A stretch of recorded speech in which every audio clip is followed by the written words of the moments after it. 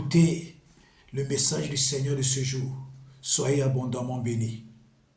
J'ai voulu faire le direct, mais le réseau était tellement lent, je n'ai pas pu me connecter. Mais je sais que ce sont les ruses du diable. Que Dieu vous bénisse abondamment. Que le Seigneur bénisse sa parole. Amen. Ok. Bien-aimés dans le Seigneur Jésus, nous savons que notre Dieu est fidèle. Nous savons que notre Dieu est grand. Notre Dieu ne déçoit jamais. Ce qu'il dit, il accomplit. Ce qu'il dit, il le fait. Ce qu'il dit, il le réalise. Ce qu'il dit, il le concrétise. Ce qu'il dit, il l'amène à l'existence. Ce qu'il dit, il le rend palpable. Parce que notre Dieu est fidèle. Le Dieu d'Abraham, le Dieu d'Isaac, le Dieu de Jacob, le tout-puissant homme de guerre, il est fidèle. Il est omniscient, il est omnipotent, il est omniprésent. Il dit dans Luc 1 au verset 37 que rien n'est impossible à lui. Notre Dieu est vivant. Notre Dieu est fidèle. Malgré les circonstances, malgré les coups que la vie nous donne, notre Dieu reste fidèle. Et notre Dieu est fidèle. Et il est fidèle pour l'éternité. Ne perds pas courage. Ne perds pas courage. Ne te laisse pas empoisonner par les frustrations. Ne te laisse pas décourager par les frustrations. Ne te laisse pas décourager par tout ce que tu vois se produire autour de toi. Notre Dieu est fidèle. Il fait toujours un chemin. Il ouvre toujours une porte. Il crée toujours une situation pour te faire du bien, pour t'amener au large, pour te bénir, pour te distinguer, pour t'élever et pour te donner la gloire. Notre Dieu est fidèle. Notre Dieu est fidèle. Il n'est pas un homme pour mentir, ni un fils de l'homme pour se repentir. Il n'est pas un homme pour mentir, ni un fils d'Adam pour se repentir. Notre Dieu est fidèle, parce qu'il est éternel. C'est le seul que quand il promet, il le fait. Et il le fait d'une manière efficace. Il le fait d'une manière merveilleuse. Il le fait d'une manière puissante. Notre Dieu est fidèle. Aucun homme ne peut lui faire le chantage. Aucun homme ne peut lui faire le chantage. Aucun homme ne peut aller dire à Dieu de ne pas te bénir. Tant que toi, tu as confiance en lui. Tant que toi, tu es attaché à lui. Tant que toi, tu cries à lui. Tant que toi, tu l'invoques. Tant que toi, tu le loues. Tant que toi, tu l'adores. Personne ne peut aller dire à Dieu de ne pas te bénir. C'est temps perdu. C'est temps perdu. Notre Dieu est fidèle. Il ne tient pas compte des titres. Il ne tient pas compte des élévations des gens. Il tient compte de l'état de cœur et de la confiance que les uns et les autres lui font. Et là, il se lève et il agit efficacement. Alléluia. Fais confiance en notre Dieu. Fais confiance au Dieu Tout-Puissant. Fais confiance à ce Dieu qui a créé les cieux et la terre. Fais confiance en ce Dieu qui est le maître suprême du monde visible et invisible. Fais confiance en ce Dieu qui est assis sur le cercle de la terre. Fais confiance en ce Dieu-là qui a dit qu'il est omniscient, omnipotent et omniprésent. Fais confiance en ce Dieu-là qui s'appelle Je suis, car il n'est pas limité par le temps. Il est éternel. Il est éternel. Il est éternel. Et il est tout puissant. Il tient dans sa main les cœurs des rois. Il tient dans sa main les cœurs des rois. Il tient dans sa main les cœurs des présidents. Il tient dans sa main les cœurs des hommes, les cœurs des femmes, les cœurs des rois. C'est notre Dieu qui dit que lorsque les voies d'un homme lui sont agréables, il dispose même le cœur de ses ennemis en sa faveur. Quand Dieu décide de te bénir, même tes ennemis te bénissent. Quand Dieu a décidé que ton ennemi va te bénir, ton ennemi va te bénir. Quand Dieu a décidé que la terre et le ciel vont te bénir, ils vont te bénir. Quand Dieu a décidé que la bénédiction vienne à toi, parce qu'il a ordonné, elle viendra à toi par celui qui l'a préparé, par la personne qui l'a mandaté. La bénédiction viendra jusqu'à toi. Alléluia. Notre Dieu est fidèle. Ne perds pas courage, ne te décourage pas. Mets en lui toute ta confiance. Aime-le de tout ton cœur, de toute ton âme, de toute ta force, de toute ta pensée. Et tu verras les merveilles de notre Dieu. Tu verras les merveilles du Tout-Puissant. Tu vas expérimenter les merveilles de ce Dieu mystérieux. Il est fidèle. Il est fidèle. Mets toute ta confiance en lui. Même si parfois tu penses à un frère, tu penses à une sœur, tu penses à quelqu'un qui va t'apporter de l'aide. Oui, mais ne pense pas que c'est lui qui est Dieu. C'est vrai que tu penses parfois à lui, mais mets toute ta confiance en Dieu, parce que l'homme peut te promettre et il ne réalise pas. L'homme peut te promettre et il meurt. L'homme peut te promettre et il tombe malade. L'homme peut te promettre et il est victime d'un accident. L'homme peut te promettre. Il se trouve dans l'incapacité de le faire. Mais quand tu mets toute ta confiance en Dieu, Dieu agira et il touchera le cœur de quelqu'un qui doit t'aider. Il touchera le cœur de celui par qui il va te bénir et la bénédiction va te parvenir. Alléluia. Esther était dans un quartier méconnu et pourri. Mais quand le temps de Dieu a sonné pour que Esther soit bénie, le roi a dépêché des gens dans des villages et Esther a été localisée. Esther a été amenée dans le palais. Esther est devenue la femme du roi. Même si tu es à quel endroit, quand Dieu ordonne à la bénédiction d'arriver jusqu'à toi, la bénédiction viendra à toi par les mécanismes de Dieu. Ne perds pas courage. Ne perds pas courage. Ne perds pas courage. Dans ta vie sentimentale, Dieu va te bénir. Dans ta vie financière, Dieu va te bénir. Dans tes projets, Dieu va te bénir. Dans tes activités, Dieu va te bénir. Dans ton corps pour la santé, Dieu va te bénir. Dieu va concrétiser tes projets parce qu'il est fidèle. Alléluia. Bien-aimé dans le Seigneur. C'est pourquoi j'introduis en disant, quand nous regardons la vie de Jephthé, et nous pouvons lire cette histoire dans Juge 11, verset 1 au verset 40. Je vous envoie lire et méditer. Nous lisons que Jephthé était le fils de Galad. Et la mère de Jephthé était une prostituée. Galad a eu une autre femme avec laquelle Galad a eu des enfants. Quand des enfants sont devenus adultes également, ils ont chassé Jephthé. Et ils ont dit à Jephthé que tu es le fils d'une prostituée. Tu ne vas pas hériter des biens de notre père. La parole de Dieu nous dit que Jephthé a quitté la maison. Jephthé a fui la maison. Jephthé est allé juste s'installer à Tob. Et arrivé à Tob, des hommes de rien, certaines personnes se sont attachées à Jephthé. Pourquoi? Parce que ces gens ont découvert que Jephthé avait un don. Ils ont découvert que Jephthé avait un don. Jephthé était un guerrier. Jephthé était un grand militaire, un grand combattant.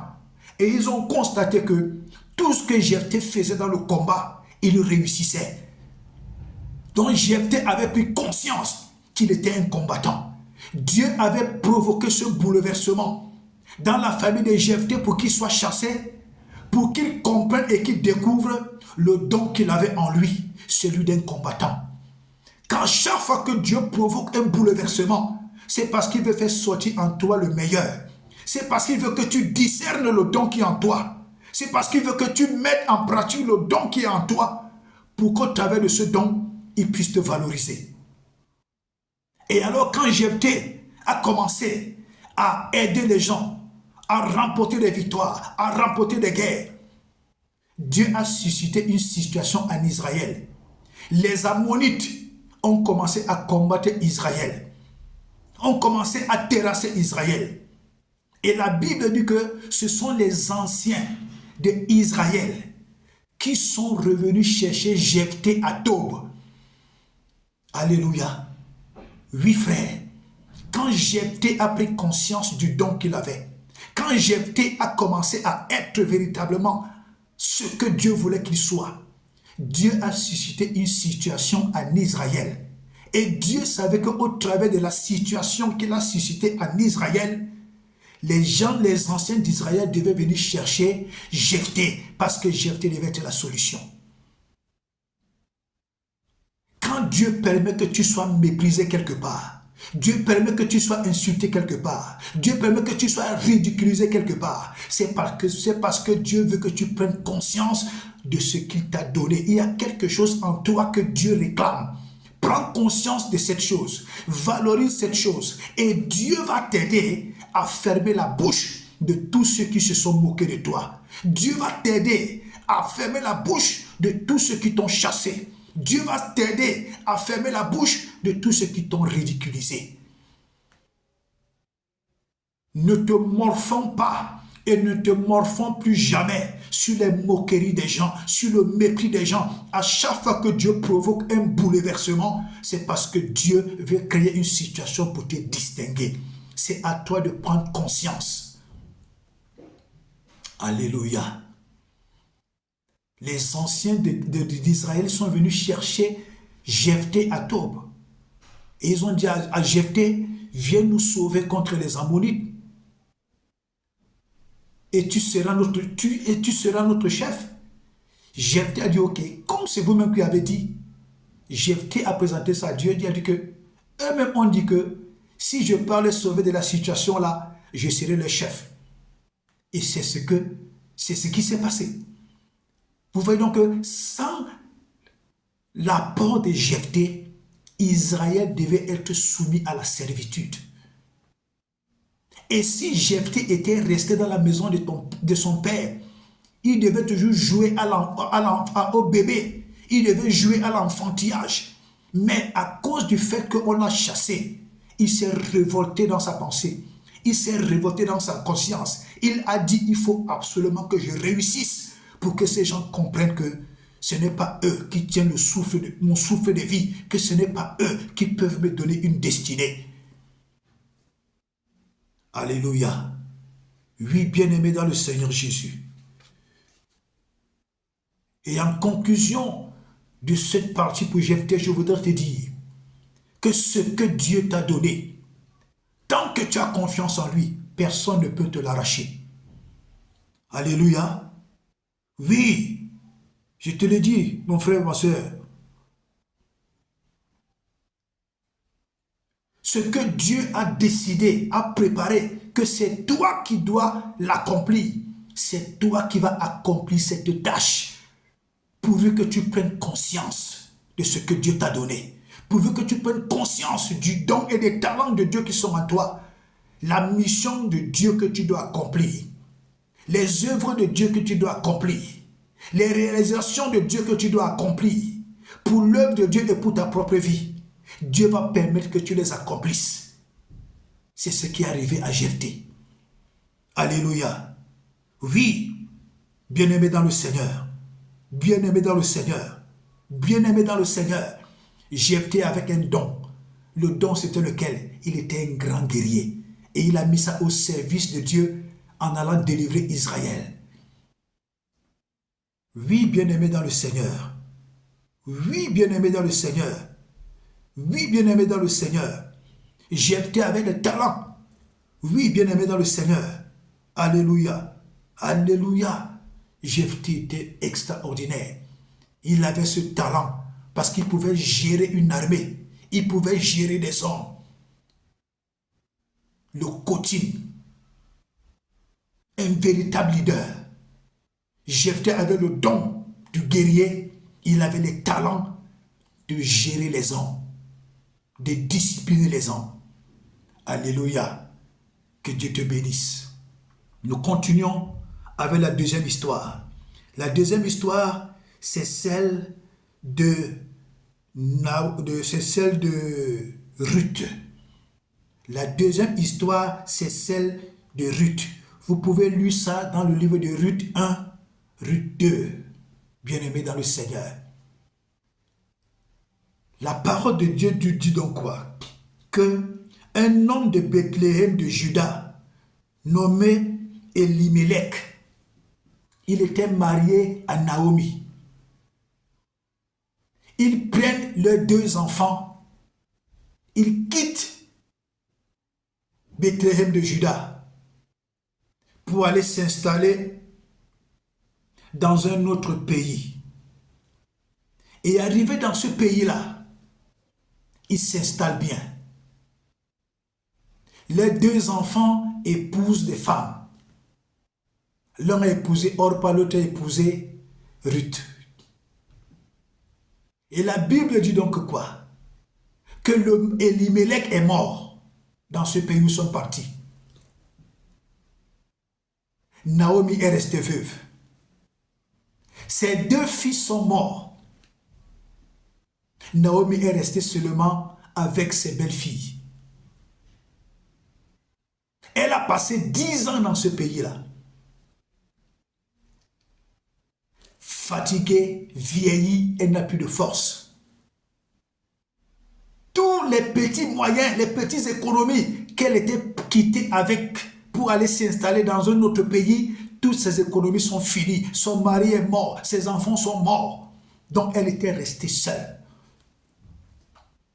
Elle regarde ses belles-filles. Après, elle apprend que Dieu a béni son pays. Elle apprend que Dieu a visité son pays. Elle était de la tribu de Juda, une tribu royale, une tribu de prospérité. Je viens déclarer et prophétiser dans ta vie que tu entres dans l'alliance de la tribu de Juda. À partir d'aujourd'hui, ton cordon ombilical et toute ta vie physique et spirituelle je les connecte maintenant à la tribu de Juda, à la tribu de Jésus, à la tribu du Messie. Je la connecte, je connais ta vie par cette prophétie puissante. Je connais ta vie à la tribu de Juda, au Dieu de la tribu de Juda, la tribu des rois, la tribu des reines, la tribu de la prospérité, la tribu de la grandeur, la tribu de l'abondance, la tribu de l'élévation.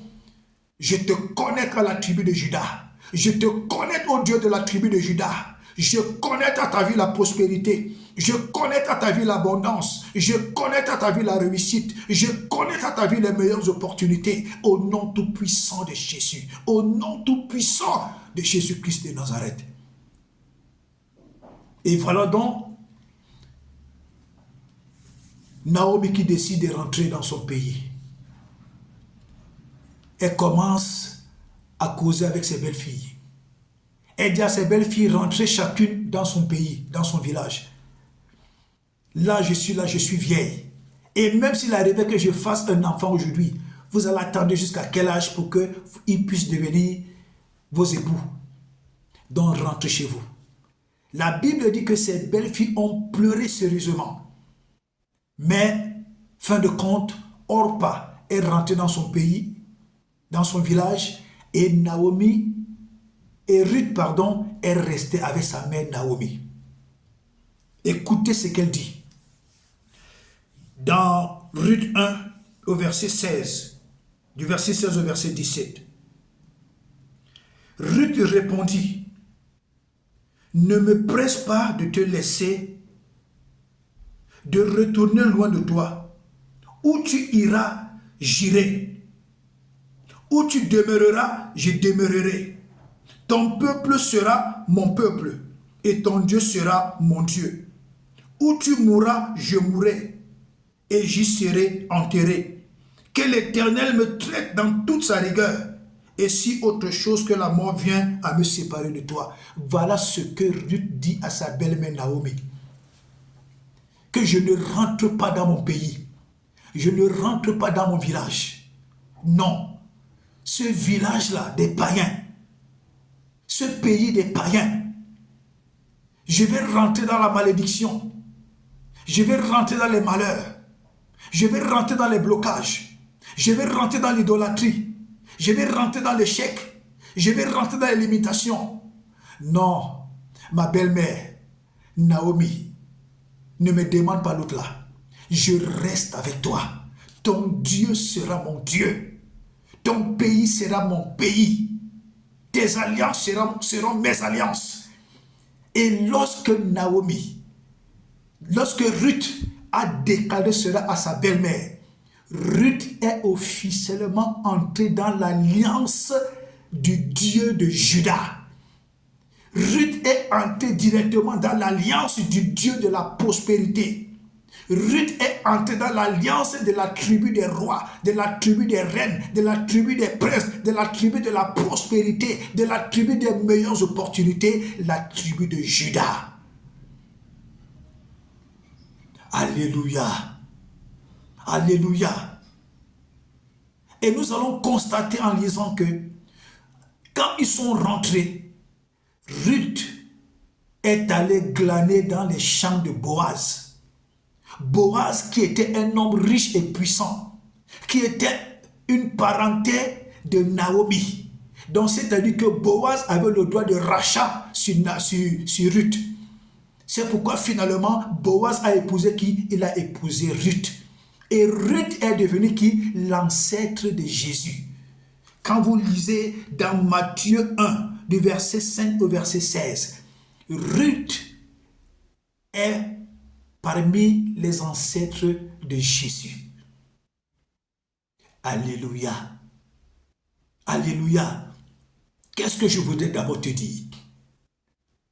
Même si tu crois que tu as tout perdu dans ta vie, le Dieu de la tribu de Juda, qui ouvre les meilleures portes, qui suscite les meilleures opportunités, le Dieu de la tribu de Juda, qui est le Dieu qui établit les rois, qui établit les princes, le Dieu de l'abondance et de la prospérité, fais de lui ton Dieu, fais de lui ta priorité.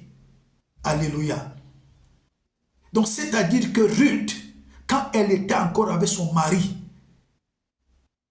elle comptait tellement sur son mari. Tout était sur son mari. Elle n'avait pas encore pris l'engagement de servir le Dieu de son mari. Alléluia. C'est quand son mari peur, elle sent qu'elle a tout perdu. C'est là où elle se lève pour dire à sa belle-mère Naomi que ton Dieu sera mon Dieu, que tes alliances seront mes alliances, que ta tribu sera ma tribu. C'est là où elle est entrée officiellement dans l'alliance du Dieu de Juda, dans l'alliance du Dieu d'Israël, le Tout-Puissant. Elle a commencé à bénéficier des grâces et des faveurs de Dieu. Fais du Dieu Tout-Puissant. Fais du Dieu de la tribu de Juda, la tribu dans laquelle le Messie est né. Fais de ce Dieu-là ta priorité.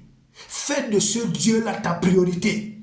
Aime-le de tout ton cœur, de toute ton âme, de toute ta force et de toute ta pensée. Attache-toi à lui fermement et dis-lui que Dieu, tu es mon Dieu. Tes alliances sont mes alliances. Dieu, ouvre-moi des meilleures portes. Ouvre-moi des meilleures portes. Suscite dans ma vie des meilleures opportunités. Parce que notre Dieu est fidèle. Naomi avait tout perdu. Son époux, ses enfants. Orpa est parti. Mais, dans sa vieillesse, elle a été consolée par sa belle-fille, Ruth. Son cœur était en paix. Elle est morte dans la paix. Parce qu'elle avait trouvé enfin la consolation. Elle a dit, voici au moins une fille, l'épouse d'un de mes fils. Elle a épousé une parenté puissante. Je suis consolé. Alléluia. Et Naomi avait donné à Ruth tous les secrets. Comment faire pour gagner le cœur de Boaz. Tu es marié. Écoute les conseils de ton mari. Tu es marié, écoute les conseils de ta femme. Tu te prépares à te marier, tu es fiancé, écoute les conseils de ton fiancé, écoute les conseils de ta fiancée. Tu as un père spirituel que tu respectes, écoute ses conseils.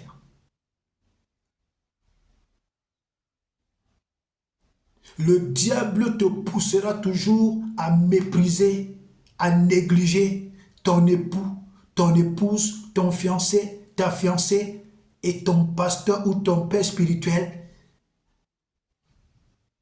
qui est vraiment digne de confiance. Ne tombez pas dans ces pièges-là. Alléluia. Ruth avait presque tout perdu. Elle a perdu son mari dans ce pays-là. Mais parce qu'elle a choisi de suivre sa belle-mère. Ce n'est même pas ça qui est important. Ce qui est important, c'est ce qu'elle a déclaré à sa belle-mère. Ton Dieu, elle a dit quoi? Où tu iras, j'irai. Où tu demeureras, je demeurerai. Ton peuple sera mon peuple et ton Dieu sera mon Dieu. C'est parce que Ruth a décidé que le Dieu de sa belle-mère, Naomi, sera son Dieu. Le Dieu d'Abraham, le Dieu d'Isaac, le Dieu de Jacob, le Tout-Puissant. C'est parce que Ruth a décidé de faire alliance avec le Dieu de la tribu de Juda, là où est né le Messie, là où sortent tous les rois d'Israël, tous les rois qui ont commandé. C'est là où elle a fait alliance avec le succès et la prospérité. Quand vous voyez le cœur de Ruth, c'est son cœur qui l'a fait réussir. Parce que quand nous lisons cette parole, nous comprenons que Ruth avait un bon cœur. Ruth était soumise. Ruth écoutait les conseils de sa belle-mère et les mettait en pratique. Ruth n'était pas rebelle. Mon frère, ma soeur, quand tu as un cœur corrompu, que tu sois une femme, un frère ou une soeur, quand tu as un cœur corrompu, les bonnes choses vont tarder à arriver dans ta vie. Quand tu as un cœur méprisant, les bonnes choses vont tarder à arriver dans ta vie.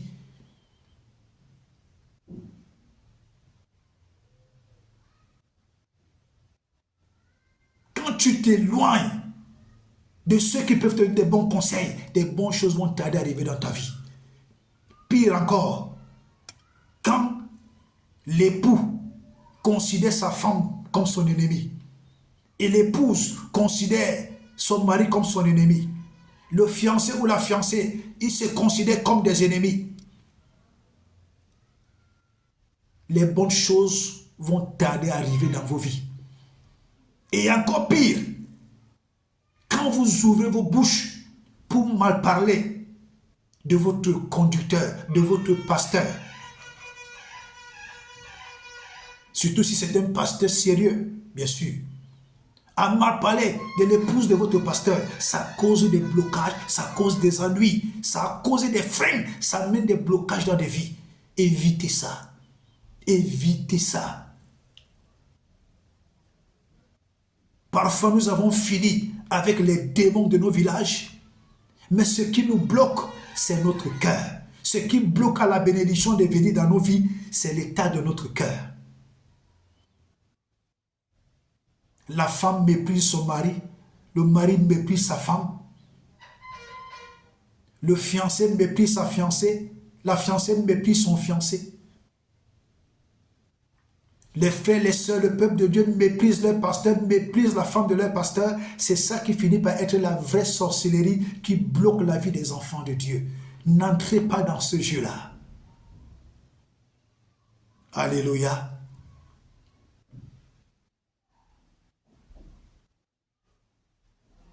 Et je vais conclure en disant, Naomi, quand elle est rentrée dans son pays, les gens l'ont vue, les gens disent, hé, n'est-ce pas c'est Naomi là-bas? Elle dit, ne m'appelez pas Naomi, appelez-moi Mara, c'est-à-dire l'amertume. Elle dit que Dieu m'a tout pris, Dieu m'a puni.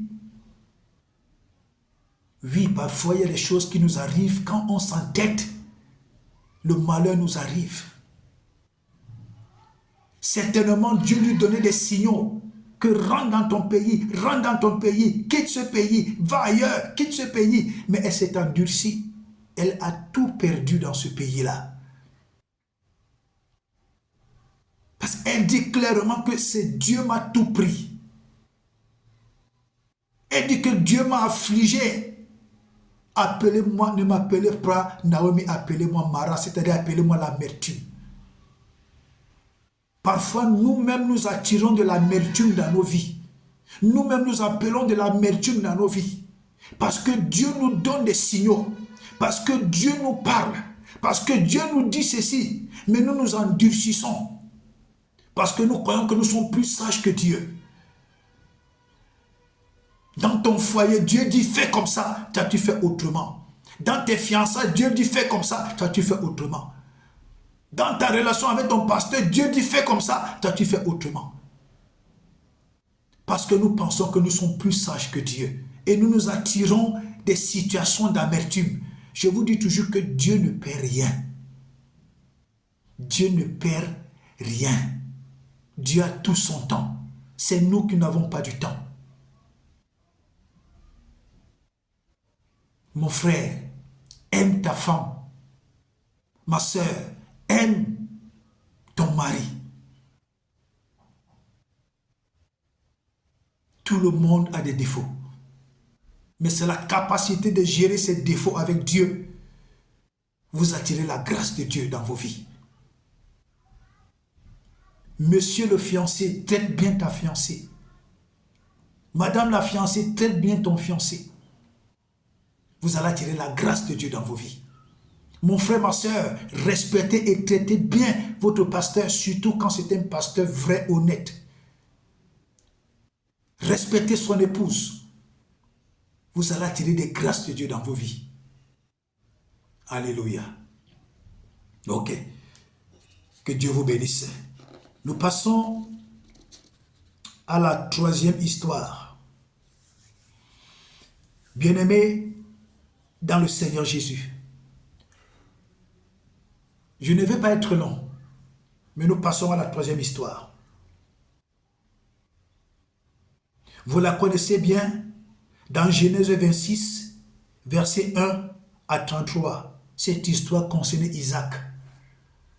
Le Saint-Esprit nous en a toujours détaillé un peu dans la grande assemblée. Isaac est au pays des Philistins à Guérar. Et Isaac veut quitter Guérar pour aller s'installer dans un autre pays qui s'appelle l'Égypte. Dieu dit à Isaac, ne bouge pas de Guérar, ne bouge pas du pays des Philistins, parce que je vais te bénir dans ce pays-là. La Bible dit que c'est un pays dans lequel il y avait la famine, il y avait la crise. Donc Dieu n'est pas limité par la crise. Dieu n'est pas limité par la crise. Dieu n'est pas limité par la pauvreté d'un pays.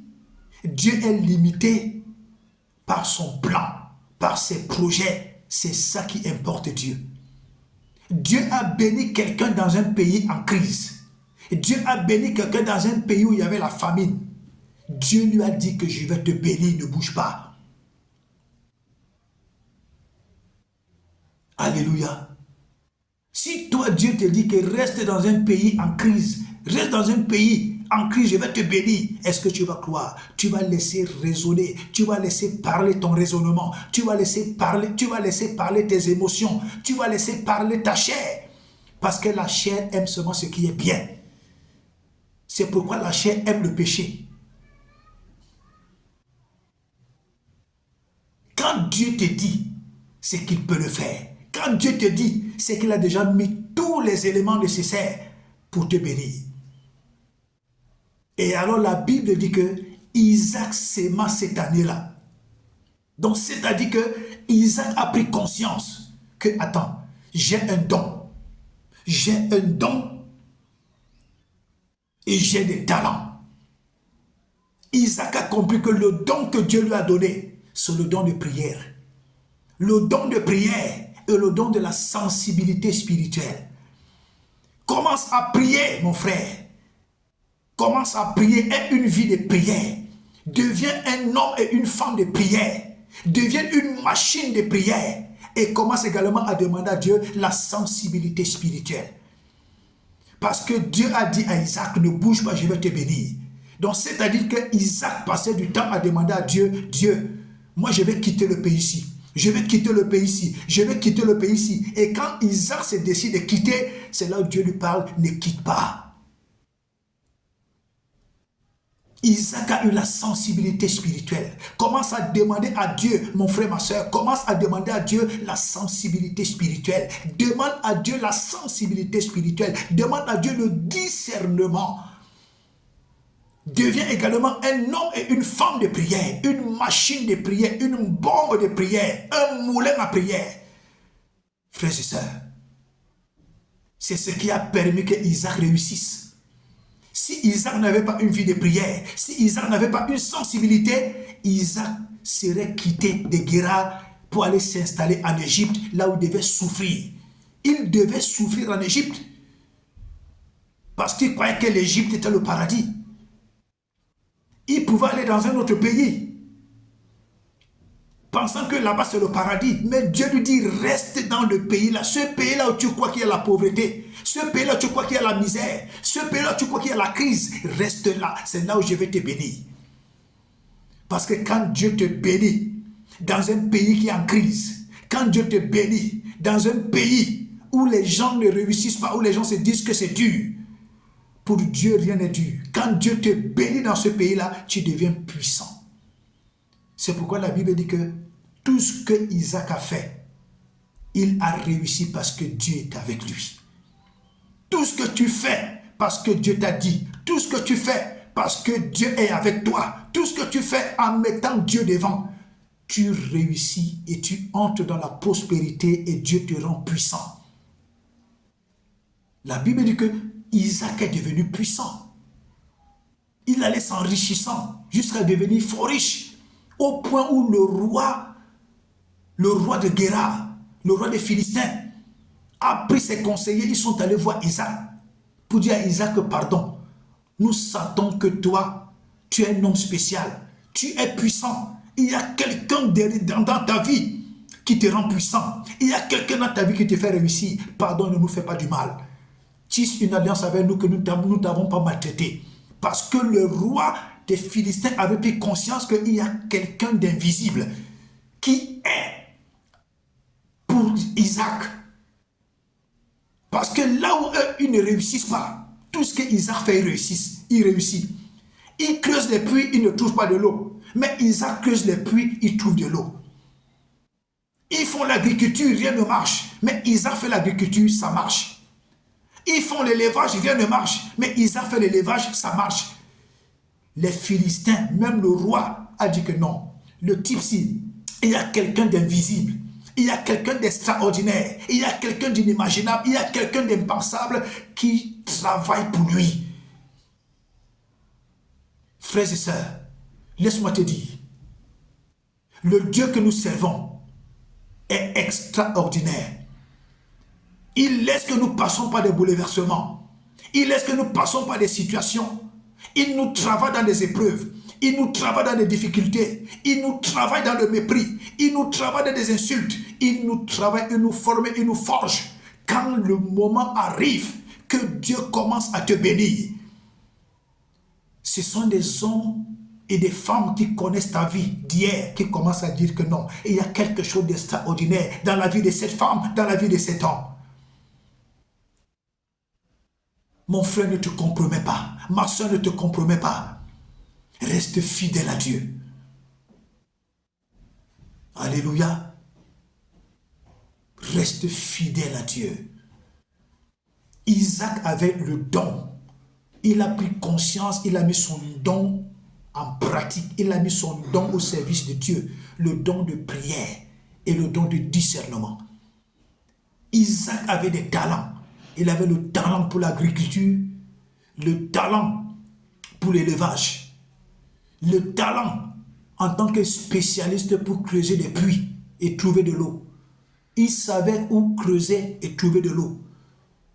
Il a mis ses talents au travail, il a mis ses dons au travail et Dieu, boum, a fait prospérer tout ce que ses mains touchaient. Alléluia. Bien-aimé dans le Seigneur, ne te méprise pas. Ne te méprise pas. Tu ne sais pas de quelle capacité notre Dieu opère. Tu ne sais pas à quelle dimension notre Dieu opère. Tu ne sais pas ce que Dieu est déjà en train de fabriquer dans ta vie. Tu ne sais pas ce que Dieu est déjà en train de faire dans ta vie.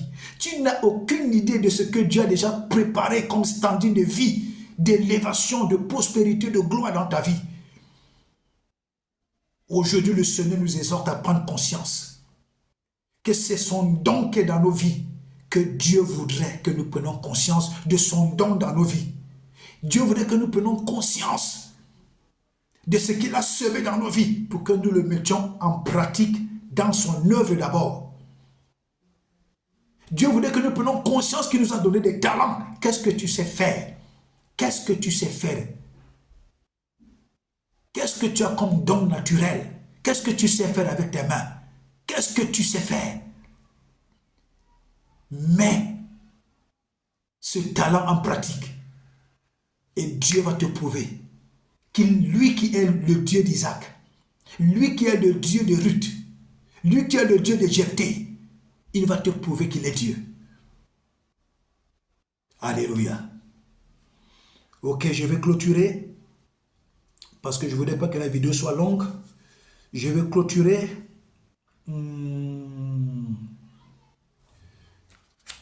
Je vais clôturer par... D'accord. Je vais clôturer par Acte 7. Je vais clôturer par Acte 7, versets 30 à 39. Acte 7, versets 30 à 39. Cette histoire concerne Moïse. Moïse est dans le pays d'Égypte. Il intervient pour défendre un de ses frères qu'un soldat égyptien maltraitait. Il tue le soldat, il l'enterre dans le sable. Ce sont ses propres frères qui commencent à trop bavarder, à rejeter Moïse, à dire que qui t'a établi chef sur nous? Qui t'a établi chef sur nous? Alors Moïse fuit, il va dans le pays de Jéthro. Et alors là-bas, Dieu crée des mécanismes. Dieu crée d'abord un bouleversement. Moïse tue un Égyptien. Parce que Dieu savait que si une chose pareille ne se passe pas, Moïse en tant que prince d'Égypte, il quittera l'Égypte comment? Il faut quelque chose de pire, de grave, pour que Moïse arrive à fuir l'Égypte. Ce n'était que quoi? Tuer un Égyptien.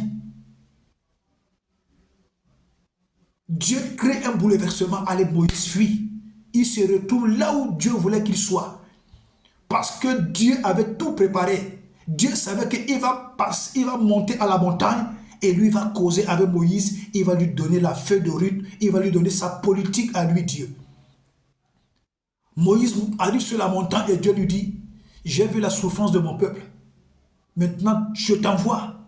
Va le délivrer. Moïse trouve toutes les raisons. Dieu lui dit, vas-y, va avec Aaron. J'ai déjà préparé Aaron. Pourquoi Dieu va seulement choisir quelqu'un comme Moïse pour aller délivrer tout un peuple comme Israël? Donc laisse-moi te dire, frère, laisse-moi te dire, ma soeur, quand tu es venu à Christ, c'est parce que Dieu a vu qu'il y a un peuple que tu dois délivrer. Tu es venu à Christ, c'est parce que Dieu sait qu'il a mis en toi le mandat et l'onction nécessaires pour un peuple que tu dois délivrer. Un peuple que tu dois délivrer. Ça peut être ta famille, ça peut être un quartier, ça peut être quelqu'un, ça peut être un pays, ça peut être, mais Dieu t'a mandaté pour délivrer un peuple. L'onction de Dieu dans ta vie, l'appel de Dieu dans ta vie, l'étiquette qui est sur ta vie, on t'appelle enfant de Dieu. Ce n'est pas pour dormir avec ça dans la maison. Ce n'est pas pour orner ton salon. Ce n'est pas pour orner tes habits. Ce n'est pas pour orner ta Bible. C'est pour une mission bien précise, sauver un peuple. Moïse a trouvé toutes les raisons pour ne pas aller en mission. Je ne sais pas parler, je suis bergue. Dieu l'a dit, c'est toi que j'ai choisi et c'est toi qui vas accomplir cette mission. Mon frère, ma soeur, laisse-moi te dire, il y a des hommes sur cette terre que c'est toi et c'est au travers de toi qui seront sauvés. Tout le monde peut leur prêcher l'évangile. Ils ne vont pas croire. C'est quand toi tu vas leur prêcher l'évangile qu'ils vont donner leur vie à Jésus. C'est quand toi tu vas leur parler de l'évangile qu'ils vont recevoir Jésus dans leur vie comme sauveur, Seigneur et maître personnel. Si tu ne te lèves pas pour accomplir et pour sauver un homme, un peuple, Dieu va te réclamer cela. Il y a des gens qui seront guéris par ta prière. Même si un bishop, même si un apôtre va prier pour ces gens-là, ils ne vont jamais guérir. C'est toi et c'est au travers de toi que Dieu va guérir celui-là. Il y a des missions qui te sont spécifiquement assignées. Il y a des missions qu'il n'y a que toi et toi seul. Que Dieu va concrétiser ces missions-là. Alléluia. Quand tu prends conscience de qui tu es, quand tu prends conscience de ce que tu vaux, quand tu prends conscience de ta valeur entre les mains de Dieu, quand tu prends au sérieux l'œuvre de Dieu, Dieu commence à te conduire vers des personnes que tu dois sauver, vers des personnes que tu dois délivrer. Prends conscience de ce que tu es entre les mains de Dieu. Prends conscience que tu es enfant de Dieu, pas seulement de bouche. Que ta conscience, que ta pensée, que ton cœur soit ancré dans cette affaire de Dieu. Parce que Dieu a besoin de toi pour sauver un homme. Dieu a besoin de toi pour sauver une femme. Dieu a besoin de toi pour sauver une famille. Dieu a besoin de toi pour sauver quelqu'un. Tu ne sais pas où Dieu va t'amener. Plus tu tardes à prendre conscience que Dieu peut t'utiliser, plus tu tardes à prendre conscience que tu es un instrument de Dieu, plus tu tardes à prendre conscience que tu dois avoir une vie de prière et de consécration, de lecture, de la méditation de la parole de Dieu, plus tu freines le plan de Dieu pour ta vie. Dieu peut t'envoyer en Angleterre, Dieu peut t'envoyer en France, Dieu peut t'envoyer en Tunisie, Dieu peut t'envoyer aux États-Unis, Dieu peut t'envoyer même en Côte d'Ivoire, Dieu peut t'envoyer dans un pays parce que Dieu sait que là-bas, il y a quelqu'un qui l'a préparé, qu'il n'y a que toi seul qui va le sauver. Par l'évangile, pour qu'il vienne à Christ, par une prière, pour qu'il soit délivré de sa situation. Il n'y a que toi. Si tu ne prends pas conscience, Dieu va s'arrêter et c'est toi qui perds. Ceux qui avaient rejeté Moïse sont revenus chercher Moïse. Ceux qui avaient rejeté Moïse ont été surpris que c'est le même Moïse là qui est venu les délivrer. Il y a des gens aujourd'hui qui te méprisent, qui te rejettent, qui t'insultent, mais qui ne savent pas que c'est toi qui vas les délivrer. Ils ne savent pas que c'est toi qui vas les délivrer. Les délivrer d'une situation de maladie, les délivrer d'une situation de pauvreté, les délivrer d'une situation d'instabilité. Aujourd'hui, nous voyons tout cela.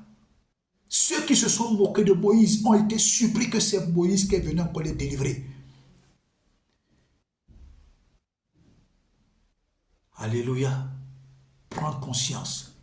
Moïse a pris conscience qu'il était utile et très utile pour Dieu quand il a rencontré Dieu sur la montagne de Sinaï. C'est là qu'il a compris que je suis très important pour Dieu. Je ne dois pas me considérer comme le commun des hommes. Nous sommes des représentants de Dieu sur terre. Pour ça, prends conscience. De deux, tu es Dieu sur terre. Prends conscience. De trois, tu es ambassadeur. Prends conscience. De quatre, tu es un ministre dont tu as même la valeur. Tu as plus de valeur devant Dieu qu'un président. Tu as plus de valeur devant Dieu qu'un président. La preuve, le président ne peut que te donner les moyens matériels et financiers. Mais toi, tu peux sauver la vie d'un président. Quand Dieu prépare la colère dans un pays, Quels sont ceux qui sauvent le pays de la colère de Dieu? C'est la prière, non? La prière des enfants de Dieu, la prière des pasteurs. Donc tu es plus qu'un président. La vie d'un président, la vie d'un pays, tout est entre tes mains. Donc bien-aimé dans le Seigneur Jésus, c'était l'exhortation que le Seigneur voulait nous donner. Que le Seigneur te bénisse, que le Seigneur te garde. Alléluia. Je prie là où tu es, que la main de Dieu soit sur toi. Que Dieu te bénisse le matin, que Dieu te bénisse à midi, que Dieu te bénisse le soir, au nom de Jésus. Je prie que l'Esprit de Dieu t'embrasse, afin que tu sois fort et courageux pour affronter les épreuves, pour affronter les bouleversements, et pour que l'Esprit de Dieu te conduise dans ta terre promise, au nom de Jésus. Ne regarde pas les circonstances que la vie te donne, mais regarde à ce que Dieu a dit que tu es et à ce que Dieu a dit que tu vas faire dans le nom de Jésus. Tout ce que tes mains touchent est béni. Tout ce que tu entreprends est béni. Tout ce que tu entreprends est béni. Que le ciel te bénisse, que la terre te bénisse. Que tes ennemis et ceux qui veulent te voir tomber, qu'ils te voient réussir et que c'est eux qui tombent, ils te voient être élevé dans le nom de Jésus. Que ceux qui veulent te voir pauvre, qu'ils te voient riche et que c'est eux qui soient pauvres. S'il y avait une maladie dans ton corps, que le feu de Dieu localise cette maladie et la consume jusqu'à sa racine dans le nom de Jésus. Maladie naturelle, maladie clinique, maladie spirituelle, maladie génétique, maladie héréditaire. Que le feu de Dieu vous consume jusqu'à vos racines dans le nom de Jésus. Que l'abondance touche à ta vie. Que le Dieu de la tribu de Juda, le Tout-Puissant, l'Omniscient, l'Omnipotent et l'Omniprésent, soit ton Dieu, soit ton Dieu, soit ton Dieu, soit ton Dieu au nom de Jésus. Je te connecte à la prospérité, à la grandeur, aux meilleures opportunités de la tribu qui sont attachées à la tribu de Juda dans le nom de Jésus. Je te connecte à cette alliance de prospérité éternelle, celle d'Abraham, dans le nom de Jésus. Toute arme forgée contre toi est nulle et sans effet. Ils te feront la guerre le matin, ils te feront la guerre à midi, ils te feront la guerre le soir, ils te feront la guerre au coucher, ils te feront la guerre. Mais ils ne te vaincront point parce que le bras puissant de Dieu combat en ta faveur au nom puissant de Jésus. Que toutes les traits enflammés du malin soient nuls et sans effet. Je te plonge dans le sang de Jésus. Je plonge ta maison, je plonge tes enfants. Je plonge ton époux, ton épouse dans le sang de Jésus. J'applique sur les portes et les linteaux de ta maison le sang de Jésus. Et je déclare que l'ange de la mort ne te touchera pas. Le destructeur ne te touchera pas. Parce que tu as sur toi la marque de Dieu. Tu as sur toi la marque de Dieu. Tu as sur toi l'onction de Dieu pour accomplir les grandes choses en cette saison dans le nom de Jésus. Que l'onction de la référence t'impacte. Que l'onction de l'élévation t'impacte. Que l'onction de la prospérité t'impacte dans le nom de Jésus. Que Dieu te bénisse. Que le Seigneur te garde. Shalom.